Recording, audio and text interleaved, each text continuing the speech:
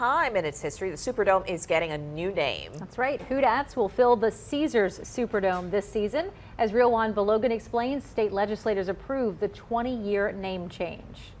In a matter of weeks, the dome will have a new name, the Caesars Superdome, and a new look.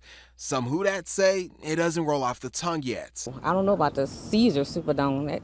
That sounds crazy. It's just going to throw me for a loop every time I hear it on a game being announced for the first few moments. Today, state legislators approve a contract renaming the dome. Mercedes-Benz naming right expired last week. This new marriage between the Saints and Caesars runs through 2041. The price tag, $138 million. That breaks down to roughly $7 million a year. That's actually lower than most NFL stadiums have been getting, and there's a few reasons for that. One is that that it already has a name brand associated with the stadium.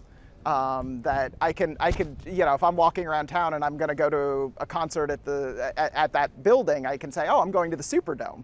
That's a brand already.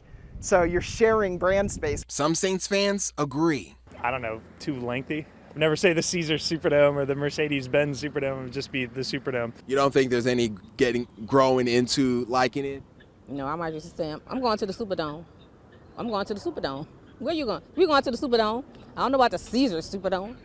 We're going to the Superdome. State Senator Katrina Jackson worries initial logo renderings are too harsh. And I know this is your traditional logo, but why we're not keeping with the same font so it doesn't look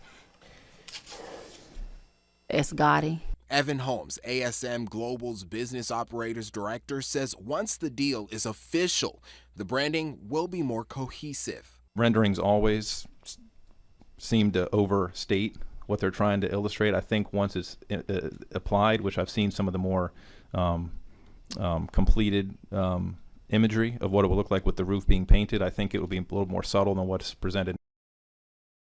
Greg Bensel, the Saints Vice President of Communications, says today's legislative approval was a procedural step. Now the Saints organization looks to finalize the partnership agreement.